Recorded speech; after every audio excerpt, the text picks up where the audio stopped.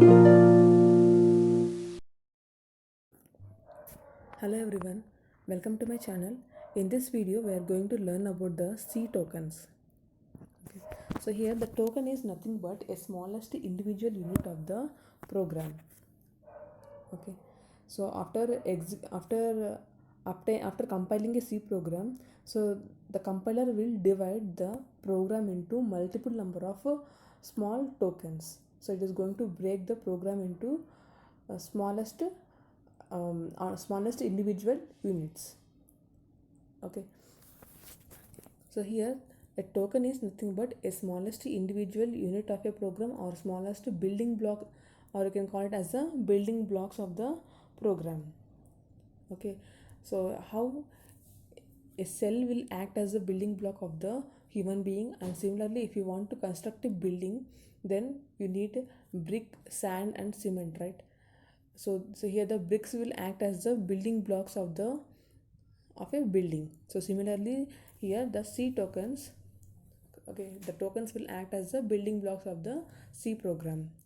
So if you want to learn a new language, suppose if you want to learn English language, so you must know the 26 alphabets, right? And if you want to learn the local language like Telugu, one should know the 56 alphabets. So along with the alphabets, the language, grammar and rules are to be known. So similarly, before learning the C programming language, one should know the character set of C. That is the so what are the alphabets? I mean, what are the letters that we can use in the C? Like alphabets, digits, symbols, special characters. That we must know. And similarly, the tokens like identifiers, variables, strings, constants, operators, and special symbols must be known. Okay, so before learning a language. Okay, so here, so the C tokens will act as the letters of the particular language. Okay, so if you want to learn a language, you must know the first you have to learn the alphabets, then you can learn the letters, and then you can frame it as a sentence. Okay, so after that you can communicate with any person. So similarly here the tokens are like a letters of a language. Okay, so here the C tokens are divided into multiple parts, that is keywords, identifiers and variables, constants, strings, operators and special symbols. So here, so before going to know about the C tokens, so let us know the character set of the C programming language. So here the character set are letters, numbers, white spaces and special characters. So here the C programming language supports the uppercase letters A to Z and the lowercase letters small a to small z, and the digits 0 to 9 and certain special characters like um, hash, percent, hash, modulo, exponent, ampersand, semicolon, asterisk, open and closed brackets. Okay, and flower braces, square braces, and greater than, I mean, angular braces, dollar. So these are some special characters, and white spaces like the blanks, horizontal and vertical tabs, new lines, form feeds and comments are called white spaces, which are ignored except as the separate tokens. So these are going to separate the tokens. Some white spaces are required to separate adjacent identifiers, keywords and constants. So the compiler will split the C program into small portions, and these small portions is called as the C tokens. Okay. So first coming to the keywords of the C programming language. So here we are having the multiple number of keywords. So actually the keywords means, so these are the predefined identifiers. That means it is already predefined in the C compiler. Okay, so these predefined things we are going to use in the program. Suppose I want to run a while loop. So then when I will use the keyword called while. Okay, and here I want to use the switch statement. Then in the switch statement I am going to use a switch keyword, and then for the cases, like multiple number of cases will occur in the switch statement, right? For that I am going to use the keyword case. Okay, so here simply keyword is nothing but it is a already predefined identifiers, and the predefined identifiers the user is going to use.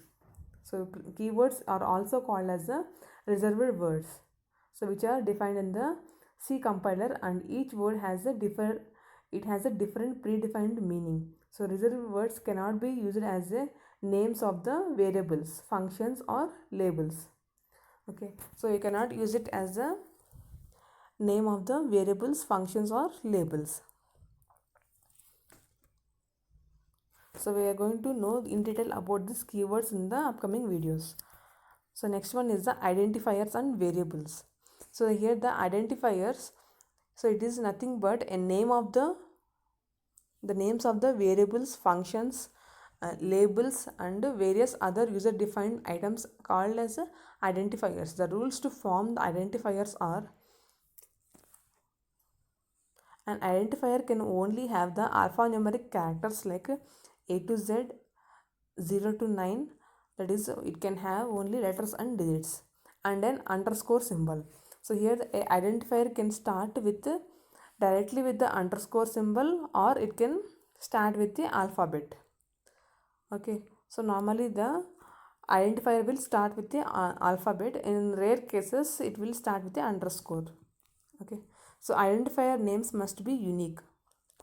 Okay, so the identifier names must be unique. So like suppose I'm using a array name.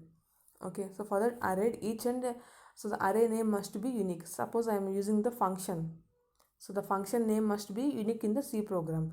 So no two functions in the same program must be having a same identifier name.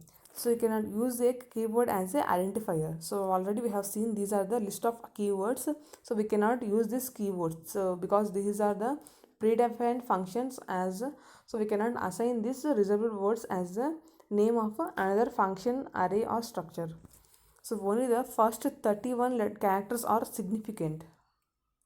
Okay, so only first 31 characters are significant, so it is going to consider only. So identifiers are not having any length, so it is not having any limit or restriction of the length of the identifier name. Okay, so here actually it is going to only consider the first 31 characters, and it should not contain any white spaces, and identifiers are case sensitive. Okay, suppose I am writing identifier sum, so sum, sum, so caps and small letters sum, so these two are different here. Okay, so these two are different, these two are not same uh, in the consideration of the C language, and it should not contain any white spaces. Cover using the, so this is the about the identifiers. And coming to the variables, a variable is nothing but a name given to a storage area that our programs can manipulate. Okay, so it is a name that the user is he is giving to the particular storage area. So identifiers is different, and variables, identifiers means it is given only for the arrays, functions or structures. So we are going to define the arrays, structures, functions, pointers.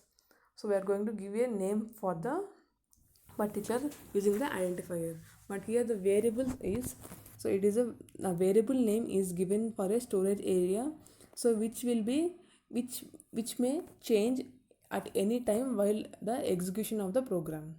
Okay, so example are character, integer, float, double and long. And the next one is the constant. So constants refer to the fixed values that the program may not alter during its execution. Okay, so here the variable may change during the execution, but the constants will not change. It will be fixed throughout the program, and it won't change during the execution.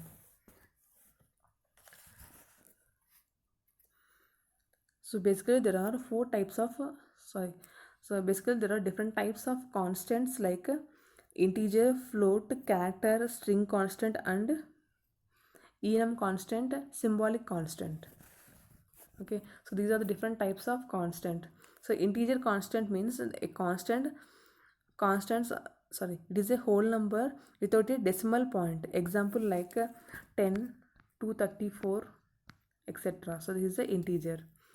And the float constant, so it is a number with a decimal point or floating point, that is a 2.34, so 10.8, like that.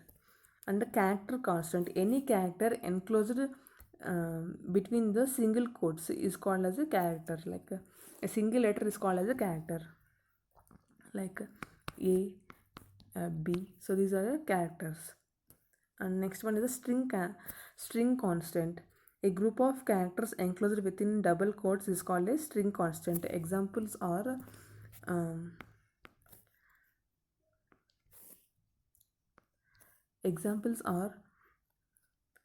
hello,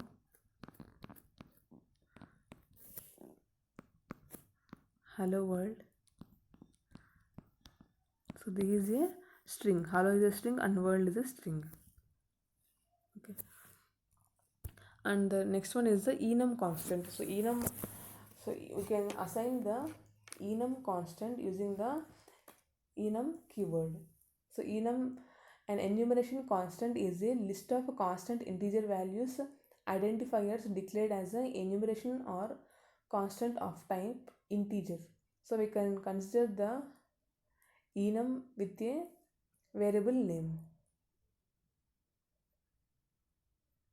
So next one is a symbolic constant. A constant is a more expressive if it is used as a symbol. A symbolic constant is declared by using the preprocessor directories. So a hash defined line defines a specific symbolic constant. Suppose I'm running the area of the circle program. Then we can define the value of pi using the symbolic constant with the hash define pi. Hash define pi. So what is the value of pi? I'm going to assign the value of pi as 3.14.